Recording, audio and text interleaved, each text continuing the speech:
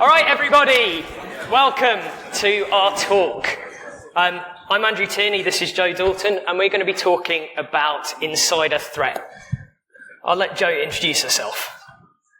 But he's just done it for me. But hey, yeah, I'm Joe. Nice to speak to you. We're from Pentest Partners. Very excited to talk about this very difficult subject with you all today.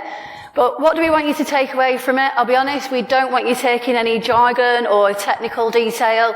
Well, other than the socio-technical and organisational factors for insider threat.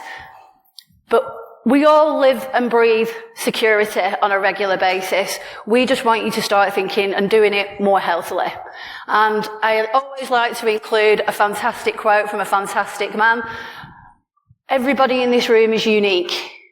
Different backgrounds, different journeys, different careers. But we simply want you to take what is useful, discard what is not, and add what is uniquely your own. So let's get started. Insider threats. What is it? Who is it? What? Why? Well, for the first time, insider threat has actually overtaken phishing as one of the main routes to compromise. And it impacts and involves every single person in this room. The people we engage with, our clients, the communities we work with, our business partners, our vendors. And it's basically an authorised individual, something you're allowed to do. Andy was talking about it earlier, emulating that standard behaviour, the typical behaviour. That's us. And why? Why is insider threat something we need to think about? We're going to go into this in detail. We promised you drama, but personal gain, revenge, coercion or intimidation, down to things just being negligence by accident, or maybe you've been outsmarted. And there's been lots of examples of these in the press. Lots of people out there having bad days, publishing code, bringing companies to the knees by accidents. And we've got a really interesting story from a project that we recently worked on. And coercion and being outsmarted is why I'm here talking with Joe, to be honest. But yeah, this job here, we reported this. This was a finding we found on what's called an IHD, an in-home device, one of those little screens you have to show you how much electricity you're using. And we said the device lacks secure boot. It's required by standards. So the client went and implemented secure boot on their device. But they did it wrong and locked themselves out of thousands of devices. So they were doing something in good faith that they'd been advised to by a really smart person, me, and they broke their system. Insider threat isn't always malicious. So there's a few things that we want you to know before we get started. We've both been in the industry a long time.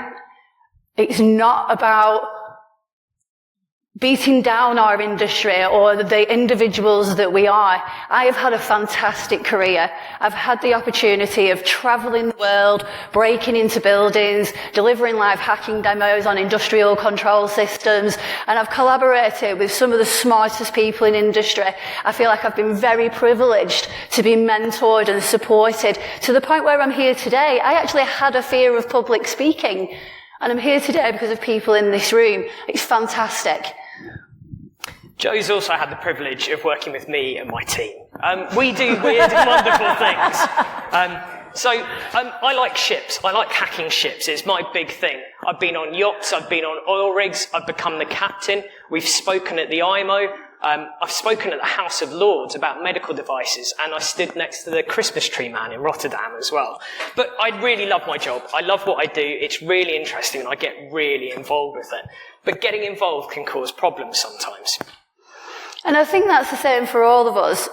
Now, some of the things that we're going to talk about can be unpleasant to consider, can be difficult, and it's also important to know that just because there might be a red flag, there might be a warning system, it doesn't necessarily mean you're on that trajectory to becoming that accidental or malicious insider. And it's not an exact science. This is something we've debated regularly on how difficult it is to kind of quantify the risk, because human factors, as I said at the very beginning, we are completely unique and individual. So we want you to know that this is a safe-ish space. So we want you to be honest when answering and getting involved. There is going to be some audience participation, so I hope you're still awake at the end of the day. So we're going to ask you some questions, right? You're not alone, and that's what we want to highlight. Who in this room has responded to an email out of hours? Absolutely. Who in this room has said yes to a favour, a task, when they wanted to say no? Absolutely. But who's also felt responsible for the team morale? It's out of your hands. But yeah, everybody. We all do. And going back to what we said at the beginning, we love what we do, right? Andy was talking earlier about their insomnia. I remember many nights I had a difficult question. I know he was going to be up. Andy. It's those habits that we all have. But then we feel guilty for trying to set limits or saying no because you feel conflicted because you want to do it, you want to help, you want to get involved. And it's actually really hard. But again, that can have consequences. So things happen, right? So it's time for a little bit of self-reflection. We've got some examples. But who in the room has silently quit their job at any point? Absolutely. Who in this room has social engineered themselves into the wrong building? Absolutely. Who's sent an email to the wrong customer, the wrong contact? Who's been a bit fatigued and just overlooked part of the scope, but it's too late, you've already finished the job?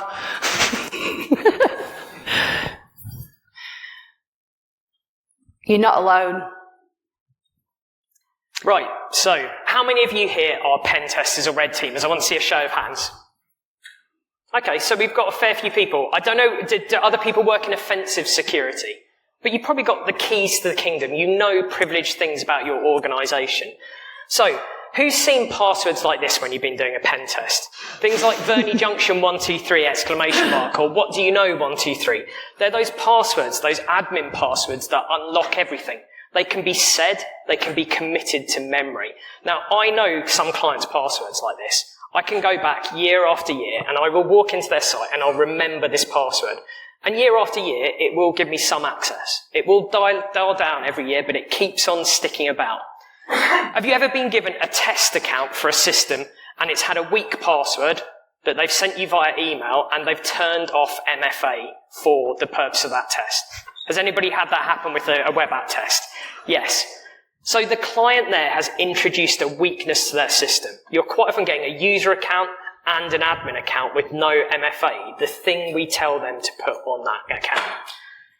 Have you ever had command execution, but you've only had limited length or character set, so you can't set a good password? You end up setting password 1 or ABC, something like that. It's a bad password.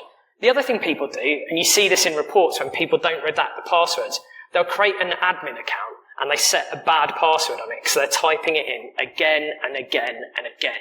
These are the realities of pen testing. Have you ever found the previous pen test report open on a file share for you to read? Makes your job easy, doesn't it? That makes your job much easier that time around because you know the client's not going to have fixed most of the issues. Have you ever left or found password hashes left in a temporary file? Again, we've probably all done that. We've dumped NTDS, we've dumped LSAS, we've left something of value on a machine. Or the previous pen test companies come back. I tend to name my directories in the temp folder NCC, so I don't get the blame. But that's an easy way of doing this. Have you ever known that a client cannot fix that issue? It's either inherent to their system, it's something that's too hard to fix, and you know it will exist year after year. I found a problem in a banking app once that was like this. I knew it would exist year after year, and I hold on to that privileged information in my head. Have you ever got a bit too excited and gone out of scope? Yeah? I mean, we're not talking completely going out of scope, but in Andy's talk earlier on, you mentioned that you're not always ethical, you're just barely legal. You can be ethical at times. The thing is, sometimes your scope's quite loosely defined, particularly with red team work, with maritime work as well. I'm on the ship. I can kind of do what I want. And sometimes you do go that little bit too far. Have you ever thought, I've made someone's day worse, I've made that person feel bad? If you phish someone, socially engineer someone, they can feel quite bad at the end of the day. Have you ever tried harder because the client's been difficult? You've got one of those clients who's just awkward on the phone. They don't give you the creds. They're not helping you. They may be a bit belligerent. And you just say, that's it. I'm going to fuck these guys. I am going to get root on every box. I'm allowed, PG has 2 swears and no genitals. Oh, wait, I do need to point out one thing. I do have a scrotum with me. A good luck scrotum. It's a kangaroo scrotum. Anyway, we've all done this. We've all tried harder because the client's annoying us. But this leads on to this. What's your worst client story? Now, oddly, I think my worst client story is actually with Joe. We tested a device, and that device had what we called undocumented remote access password, aka a backdoor account. We didn't want to call it a backdoor because we knew the client would be mad. But we went to their office for a debrief. The founder of the company did not speak English, so there was a translator. Essentially what happened was he shouted for 20 minutes in a language that I don't understand, and then the translator just sat there and very calmly said, Mr. Dalton is displeased. He does not agree with you. It was 20 minutes of shouting. Honestly, at that point, we dropped them as a client. It's not worth our time or effort. But has anybody here got a really bad client story they'd like to tell us? And we do have tokens. There are prizes. So, come on. Come on, Andy, I bet you've got one. I walked into that, didn't I? The thing is, though, we all have these bad stories with clients. Things don't go so well, and sometimes it can egg you on to do other things. But I think this is the key thing. Pen testers and consultants, we're often malicious insiders to all of our clients and our own companies. I know myself, I hold enough information about lots of people that I could cause lots of problems for them. Lots of problems. But because I'm a very ethical and moral guy, I don't go and do that.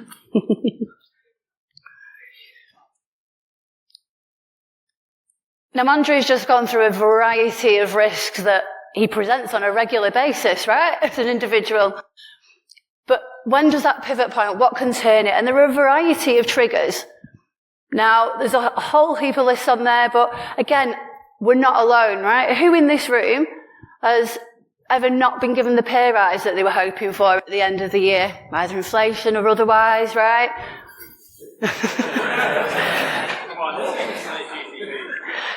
But every company's the same, right? How many people here have been contacted when they're on leave or they're away because they can't cope without them, they need something?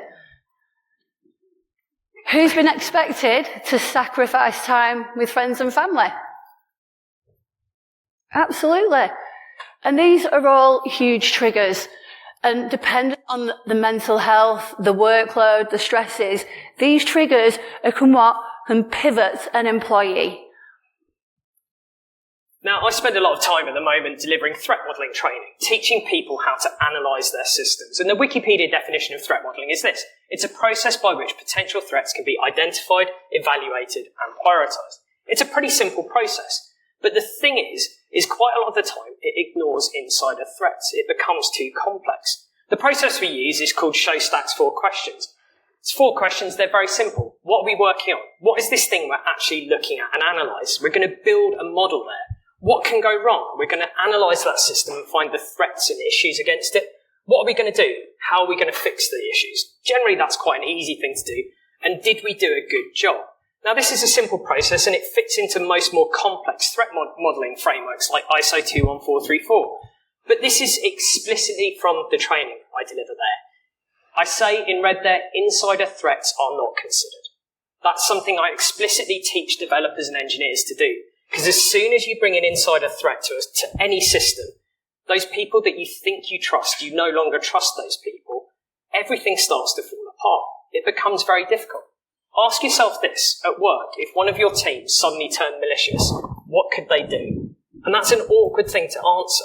I know that my team could cause a lot of problems for me and the wider company. It's the case in pen testing. So we quite often just ignore that insider threat, and it's a really bad thing to do. I don't think you can analyse all systems factoring in cyber threat, but it's always worthwhile at some point taking a step back and thinking what people could do to you. So who are we talking about? Well, we've recently reviewed a new report. We're really not sure how to enunciate the institution's name. Pokemon, but we're going to call them Pokemon because we find that easier. But it's actually re-looking at those definitions. I think a lot of us are quite au fait with, the malicious insider. That makes sense, right? And then we've got the negligent and the mistaken accident. I think it used to be defined as. But it was nice to see actually a new definition in there of outsmarted. Now that really resonated with me on a variety of levels. I was actually part of a simulated red team attack. Now, I didn't know it was a simulation. An email had landed into my inbox. And again, coincidence. It was perfect timing. It dropped into my inbox and it was entitled with a client name that I'd just had an incoming inquiry from. Now, the simulating team didn't know that at the time. They just picked a name. But again, it all just came together perfectly. And obviously, being in the sales department, I was furiously clicking on that attachment, trying to open it. I had an order coming in at the end of the month. Now, when the simulation was disclosed and we went through the findings, what I actually found really interesting was I was excited to own my actions and what I'd done. I wanted to try and break down the stigma and the barriers and the negative connotations of that. Because on a daily basis, we are constantly telling industry, it's not if, it's when. And that applies to me too. There was no shame in me getting caught out. It's part of my job. And it's a reminder. But what was interesting was actually the approach that the organisation had taken. Rather than reinforcing and supporting that, they didn't want to name people who've been caught. There is still that shame and that stigma attached to it, and we need to take that away. It's important, because otherwise, how are we ever going to feel comfortable going to our organisations, to our managers, to our employers, and being honest about the risks, about the mistakes that we've made? And that's really important, because it's about building up a picture. Because we've looked at the individuals, right? We've looked at the actor. We've looked at some of the intent, and we come back to that. But it's about the multiple factors. As we've said, we've touched on just a few. But here's the formalised list from SOFIT we were going with, wasn't it? Yeah. Enunciation of acronyms, right? As you can see, there are huge tools, formulas, categories for these, looking at a variety of different things. Some of the concerning work habits, we'll just elaborate on cyber loafing a little bit more. That was a new one for you, wasn't it, today? But when you're working on company time, you're on your corporate device, using the internet, but you're not doing any work. You're booking that holiday in Greece, or you're house shopping, or, whatever tickles your fancy. Looking for a new job. Looking for a new job, yeah, absolutely. And then there are those organisational factors, the processes, the policies, the behaviours that you've got to undertake, and various compensating controls that are implemented to help mitigate some of these risks. Now, you dovetail slightly from here, because it jumps over to fingerprint access control. So what I want to talk about is how sometimes putting security controls in place can make things worse. Now, fingerprint access controls kind of died a bit of a death in most industries. It used to be very popular before RFID got common. Now, we got on a cruise ship in 2020, just as we were coming out of COVID, and it was one of the most advanced cruise ships in the world. And they fitted biometric access control to the bridge, the engine control room, and all of the machinery spaces. Does anybody see a problem with biometric fingerprint access on machinery spaces? Well, yeah, there is a problem. Engineers have hands like this. Now, they bought specific fingerprint readers that were designed to deal with oily hands, but they could not deal with this. What was the solution to this? Rather than rip it out and replace it with RFID, what they did was they gave every engineer a master key for the engine room spaces. So now you've gone to something that if you lose one of them, it can be copied, and you have to revoke the rest of them to stay secure. They'd made security actively worse. The next one is locking HMIs. So HMIs are human-machine interfaces. They're the screens you use to interact with machinery on ships and in plants. Now, what they decided there was they'd take an IT control. That is locking the screen after 2 minutes, like most of our laptops will. The screen would lock, you'd have to log back into the device. Now, the thing is, most of the time, these have got these god-awful membrane keyboards or even a touch screen that's resistive. It's awful to use. So people were getting frustrated by this, having to log in time and time again. So what did they do? Well, they found out there was a super user account called Chief, that would not lock the screen after 2 minutes. That meant that the HVAC engineer, who should only have access to the HVAC, was now logged in as Chief. We could walk into an HVAC room on one of the top decks of the ship, and we could black the ship out without having to log in. So again, it had made security worse. The other thing is people just want to get their jobs done. This is a vague network diagram of an oil rig. We've got our VSAT connection coming in the top there. We've got our business and corporate, our crew/welfare/porn network there on the right-hand side. We have our ECDIS for navigation, our voyage data recorder, and the green bits are air-gapped.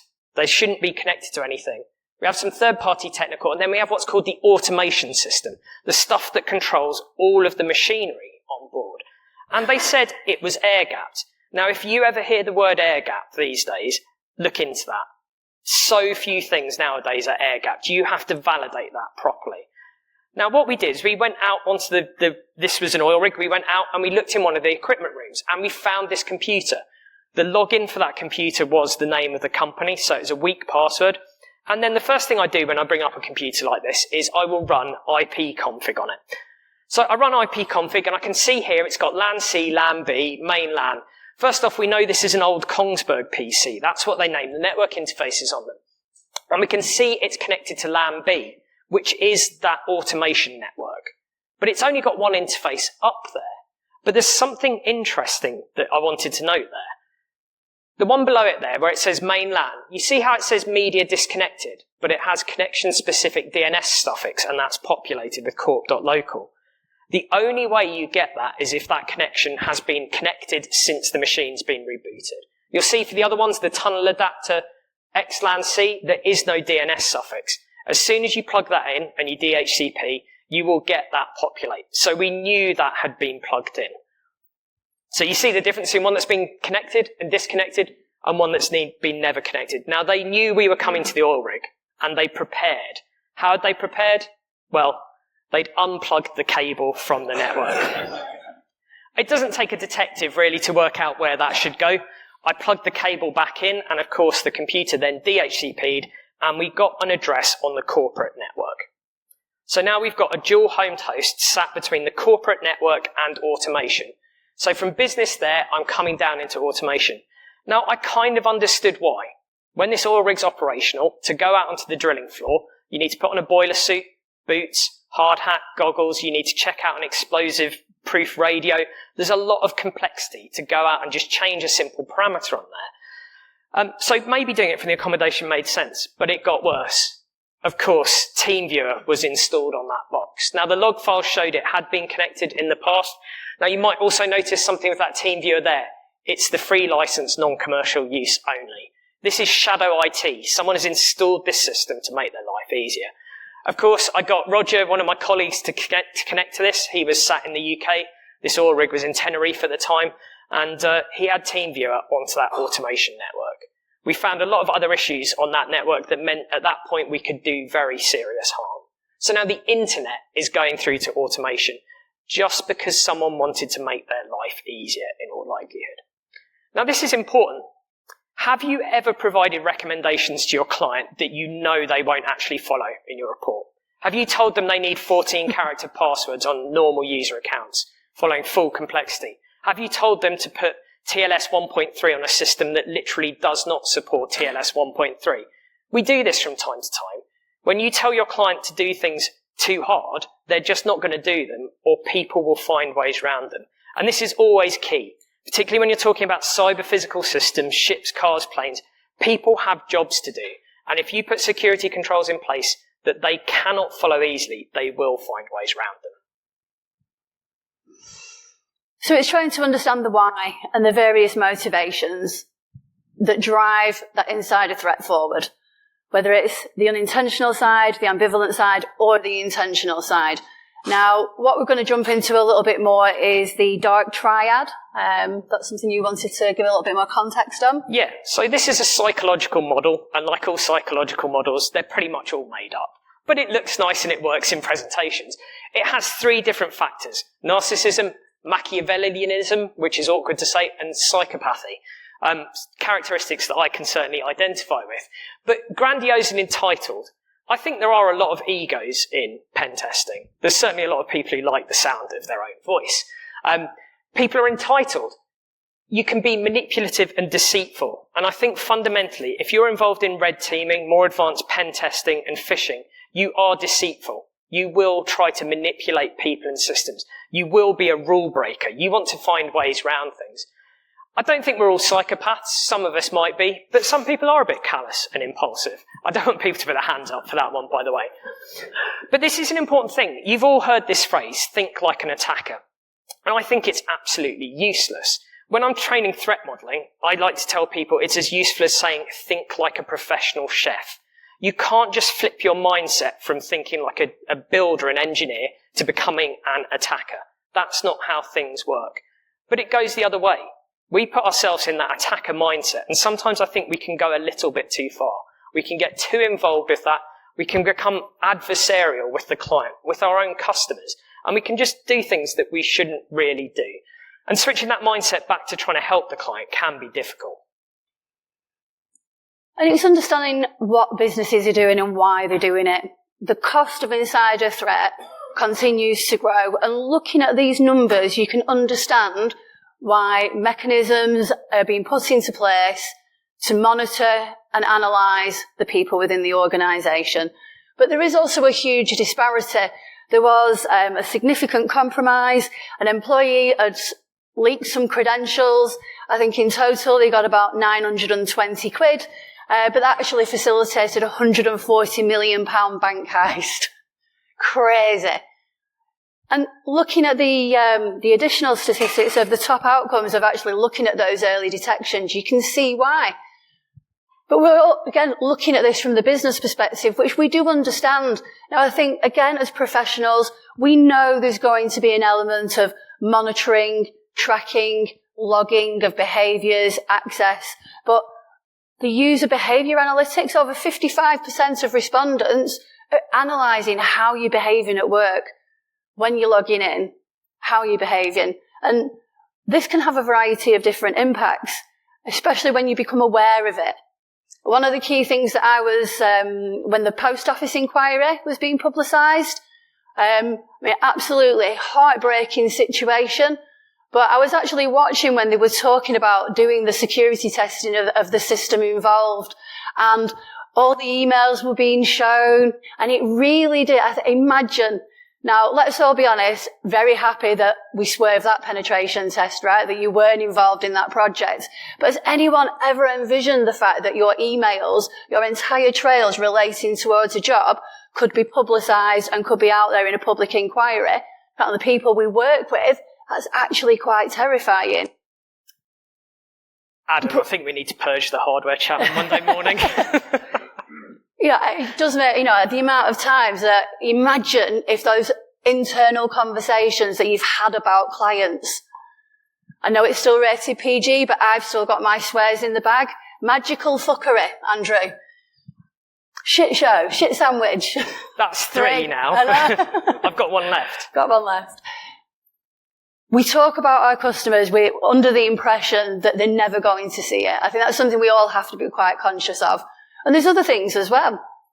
So in terms of oversight, do any of you who do testing, do you have a machine or a virtual machine that your company has no oversight of?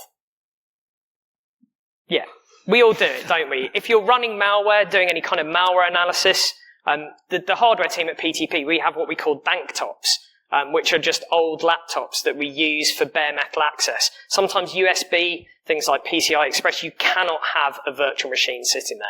And they're unmanaged. And technically, the company doesn't like that kind of thing.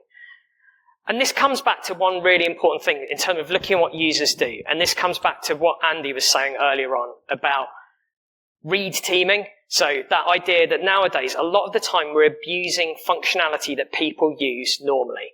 I can't remember the last time I did a test where it wasn't really just using Telnet, RDP, and reading documentation. It's working out how to get from system to system. Sometimes it might involve a bit of waiting, but I do not use exploits. I cannot remember the last time I did anything like that. I still use Metasploit for XP Command Shell because it's got a nice interface. That's probably the only time I run Metasploit these days. And detecting people doing normal things, ordinary things, is really difficult. Most of the time, I get busted on jobs doing something really obvious. The other day, I was on a ship, and the one thing they picked up was me literally right-clicking on LSAS in Task Manager and dumping it. I was not on a red team. I was trying to get things done as quickly as possible, but nothing else they picked up. And it can be really difficult. I think most of the time in my day-to-day job, I try to circumvent more security controls during my normal job than I do during a pen test. So do we need to worry? Absolutely, because Andrew's a complete threat, right? But this is it. We are all insiders. We're all trusted individuals. We've all got an element of autonomy, respect, and we're expected to do our job and do it in a safe manner. But then we've got an additional problem, that we are being monitored and analysed just based on technical indicators and factors that may not take into some of the human elements. You know, hindsight is great, but it provides little help after the fact. By then, it's too late.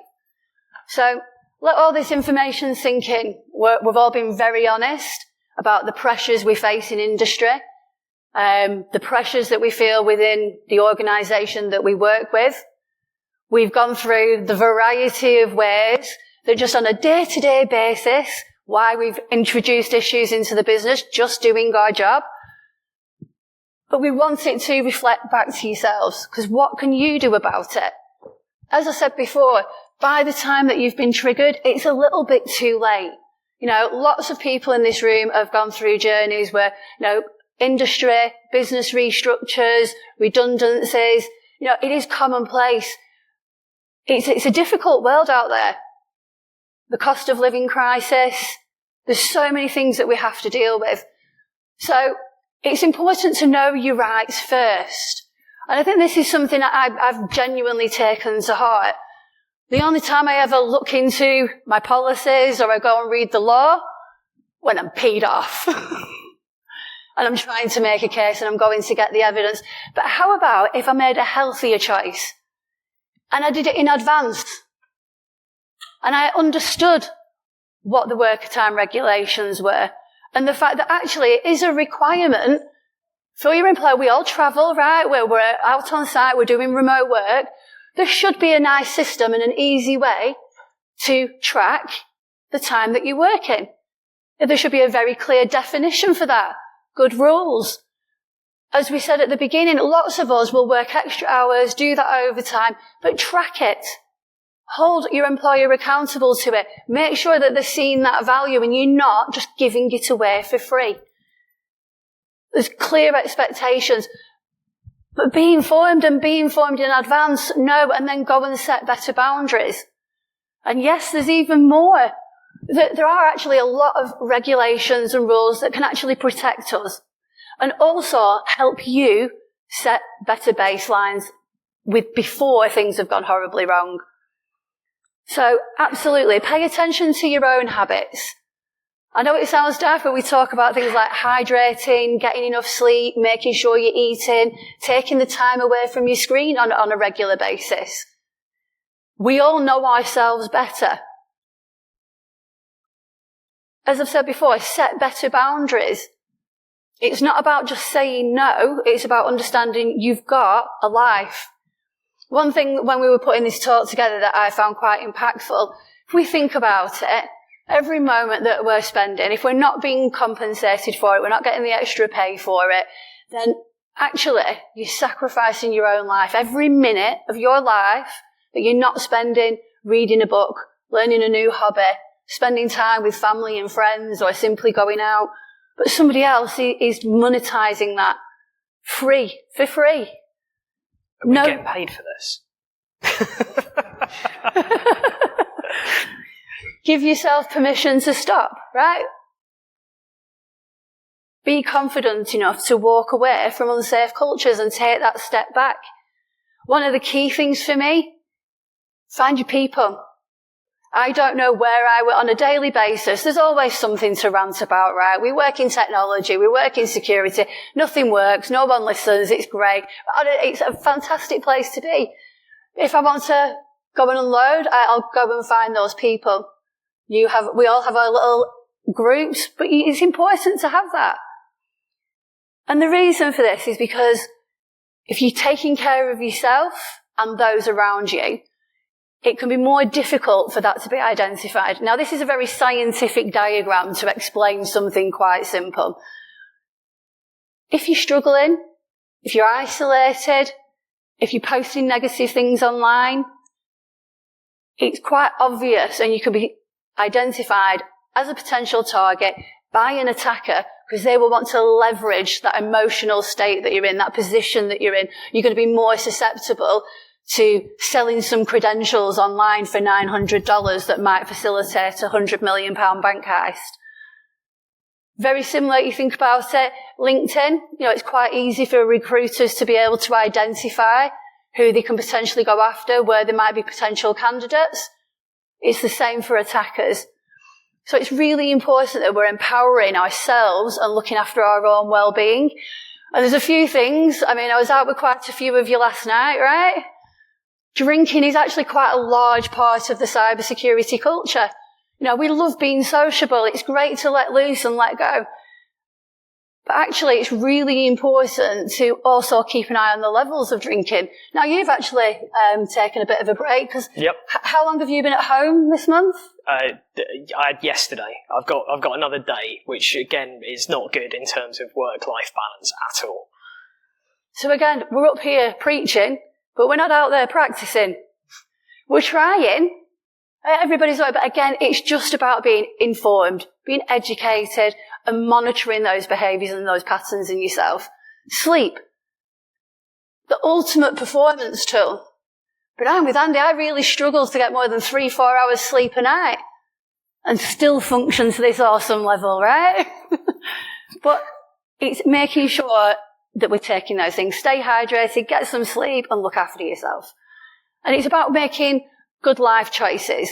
As Andrea said, we travel a lot for work, and it's great. But I really started to struggle. It was taking a toll on me physically. The lack of sleep, the 15-hour days, on and off flights. So I did reset a boundary. I said, look, if I'm travelling out, I'm not flying in on the first flight in the morning and flying back on the red eye at night. I want to at least have a couple of days out wherever I am. I'll continue to work, but the travel and the incessant chaos of what we do was genuinely making me ill. And it was important for me to recognise that and reset that boundary. Now again, your employer will have a choice if they can't put those mitigations in place. But that was something that was important to be recognised and to communicate. Because again, your employer can only do something if you speak to them.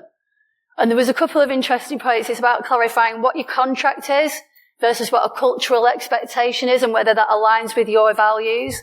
It's important to raise issues constructively, not in a manner where you're emotional, you're upset, and probably may struggle to deliver your message and communicate in an effective manner. And make sure you're asking for the tools to do your job securely. You might want them, but have you asked for them? And it's really important because that can actually be quite a challenge. But if you're asking for those tools and they're not provided, highlight the risk. Don't hold on to that risk for yourself. Tell your employer and then put it in writing. To be honest, the one thing I'll say, put everything in writing so that there is a trail. It's that transference of accountability and risk. We know what's right, but make sure you're asking for it and then document it if it isn't provided. I think that last one's super important with pen testing. If you're doing something that you know isn't by the book that you need to do to get your job done, tell your company that you either can't get your job done or you're doing something off the book. It means that the risk is shared with them, and then when everything goes wrong, it's not just going to fall on you. And you can't control everything. There are a lot of things that are completely not under our remit. But you can control how you show up, what you tolerate, and what you walk away from. Now, I think it's really important that we don't dampen our enthusiasm, who we are. Don't shrink to fit. You know, if it's draining you, ask. Doesn't always mean that the grass is greener elsewhere. Is it just better to, water what you've got? Who knows? Negotiate often. Don't just wait for the end of the year. And it's not just about your salary. It's about the support, the space, the training, those additional elements that are provided to you. And talking about the various, sleep issues, rest isn't a luxury. It's right. And log off like your well-being depends on it. Because guess what it does? Make sure you're logging off each day. Make sure you're signing off. And I love this one. It's building a career that feeds your fire. Not burning you out, right? Go back to hydrating. I do believe it's important. And say no loudly if needed. I thought this is fantastic. No as a service.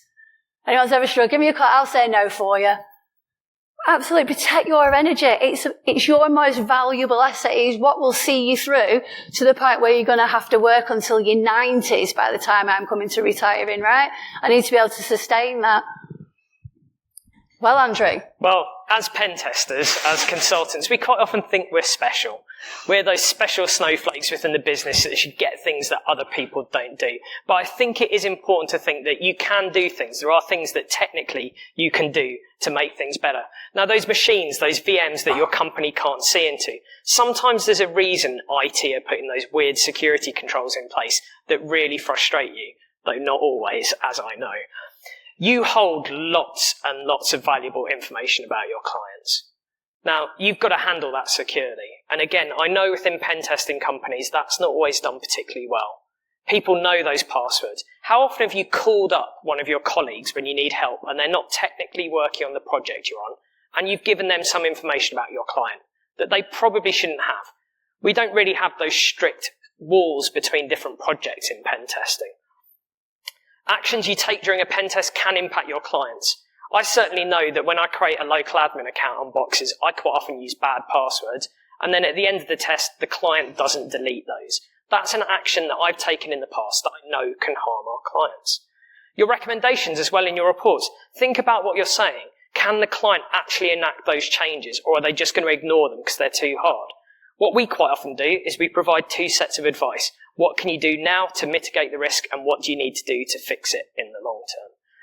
And sometimes, IT and compliance ask you to do things that you don't understand, but sometimes it's just a good idea to toe the line. Sometimes it's good to have a public blazing argument on the IT help desk chat, though. Anyway, I don't know where we are going with this. Do you want to explain? Shall I do the plastic baby story? You do the plastic baby story. The plastic baby story first. I'll dovetail into plastic bananas from there. Okay, yeah. So this came about because during COVID, I ordered what I thought was a bag of 100 tiny plastic babies. It was actually 100 bags of 100 tiny plastic babies. At which point I realised I had 10,000 tiny plastic babies. We used to have these calls during COVID. Andy remembers these well. Tony would remember them well, Kerry as well. We quite often drink beer until I think we got to 9 in the morning once, 11 in the morning, and a full all-nighter. But for some reason, once after this, I decided to demonstrate how many tiny plastic babies I could fit in my mouth. And then I realised I couldn't get them out, and they were all stuck. And I thought, I'm going to die in my house during COVID alone with plastic babies in my mouth. Okay. So we're not too sure on the relevance of the plastic babies. No. So, but I had 10,000 plastic babies to get rid of, and the goal was to bring them to our Christmas work do, and then hide them in reverse pickpocketing, we call it. You put them in people's pockets. So you hide the plastic babies in people's pockets, and then a year later they find a plastic baby in their pocket, and they're like, where did that come from? However, I forgot the plastic babies, so instead we put mince pies in people's pockets. And I think it was Tom. Tom was really angry because we wrecked his dinner jacket when he found a mouldy mince pie in it a year later. Anyway, Joe, the bananas. So what was interesting today, we've actually been doing some reverse pickpocketing, me specifically. So some of you will have little plastic bananas in your pockets, in your side bags. Has anyone found one yet? There's only about 25 of them. But what I'll point out is it's actually it's very difficult for a lady like myself to get very close and touch a man's pocket. What about ladies not like yourself, Joe? But some of you will have tiny bananas. There's some people have got tiny bananas. But when I was actually doing the drop, the people I dropped them on, they were stood with people. And those people they were stood with saw what I did. And they didn't tell them. So you're all shits. That's four, Joe. I've still got one left. No, we're done now. I've taken yours. So, yes, the reverse drop will be continuing through the evening. So, yeah, it's been great fun talking to you all today. We're wrapping up early, which is great. Well, that's it from us, I think. Yeah, that is it. We're not on Twitter anymore because Twitter's crap. Yeah. But you can find us on LinkedIn, Joe Dalton, Andrew Tierney, or if you search Cybergibbons on the internet, you'll probably find something distasteful about me. I'm not sure what it will be anymore. So it'll be cyclist, yeah, probably. But yeah, thanks for coming, thanks for listening, and I hope you don't go away and wreck everything for your own companies by becoming an insider threat.